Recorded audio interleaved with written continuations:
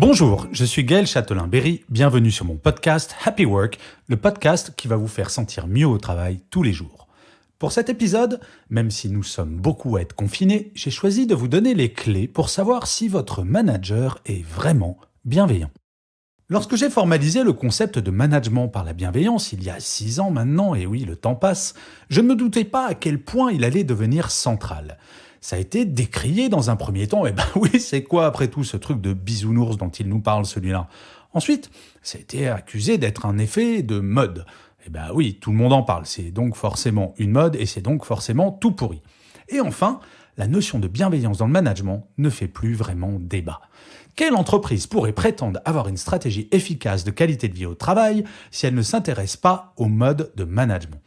En effet, dans toutes les études, la qualité du management détermine de façon écrasante le bien-être des équipes.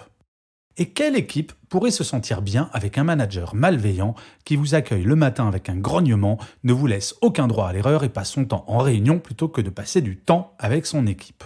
Mais comme souvent, avec des concepts comme le management bienveillant, il existe autant de définitions que de théoriciens. Alors, quand on est salarié, comment savoir si son propre boss est bienveillant ?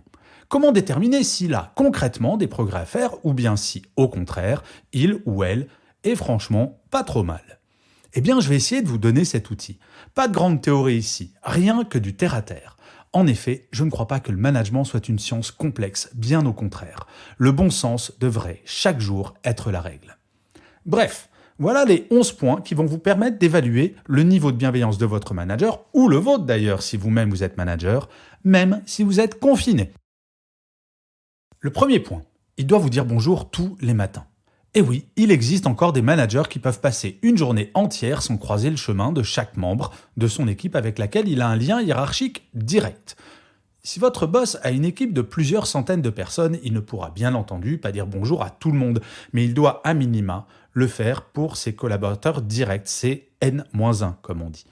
En ces temps de confinement, la création d'un petit groupe WhatsApp avec toute l'équipe permet de conserver cette habitude. Le deuxième point, c'est qu'il n'arrive jamais en retard en réunion. Quand un manager arrive en retard à une réunion avec son équipe, le seul message qu'il envoie, c'est « Votre temps compte moins que le mien ». Certains managers sont en retard systématiquement, pensant que cela prouve à quel point ils sont occupés. En fait, la seule chose que cela montre, c'est à quel point ils ne sont pas organisés. Aucun manager ne supporterait qu'un membre de son équipe arrive systématiquement en retard. La moindre des choses, c'est qu'il ou elle s'applique cette règle à lui-même. J'espère que tous les managers font au moins une réunion par semaine, même s'ils sont confinés. Utilisez FaceTime, Skype, Teams. Il existe des outils pour garder le contact et bien entendu, être à l'heure. Le troisième point, il sourit la plupart du temps. Travailler en se demandant si son manager va être de bonne ou de mauvaise humeur aujourd'hui est absolument terrible. De l'humeur du manager dépend l'ambiance dans l'équipe et l'humeur de l'équipe. Un manager souriant, même en cas de crise comme celle que l'on connaît actuellement, c'est rassurant. J'ai connu cette boule au ventre que l'on a à l'idée de croiser dans le couloir ou d'avoir au téléphone un manager qui est grognon en permanence et pour qui tout est question de vie ou de mort. C'est insupportable. En cette période de coronavirus, la bonne humeur des managers est encore plus importante. Oui, la période est difficile, mais nous savons que nous allons gagner à la fin.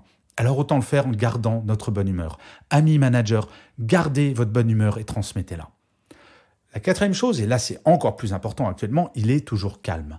La majeure partie des managers ne sauvent pas de vie au quotidien. Bien entendu, sauf le personnel médical que je salue au passage pour le travail hallucinant qu'ils font actuellement.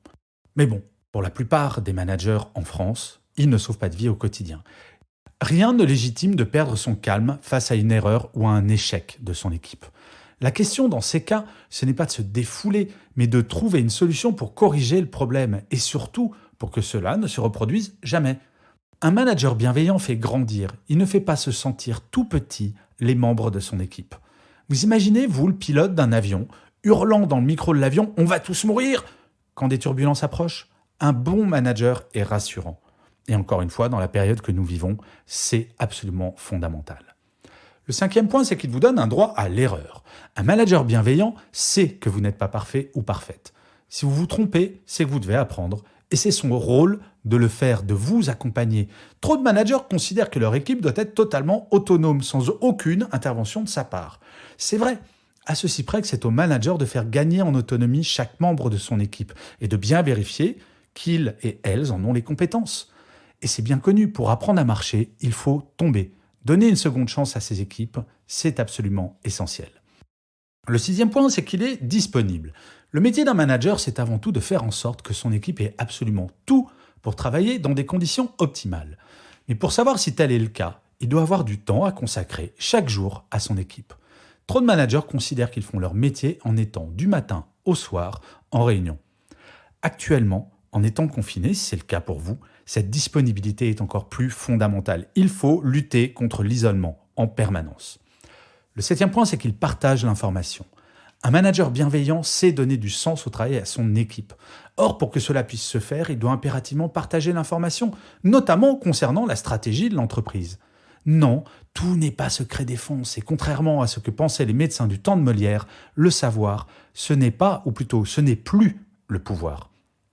Diffuser l'information, c'est responsabiliser les équipes et surtout leur donner la possibilité d'être de plus en plus autonomes. La 8e chose, c'est qu'il partage la décision. Un manager bienveillant ne décide pas de tout seul dans son bureau.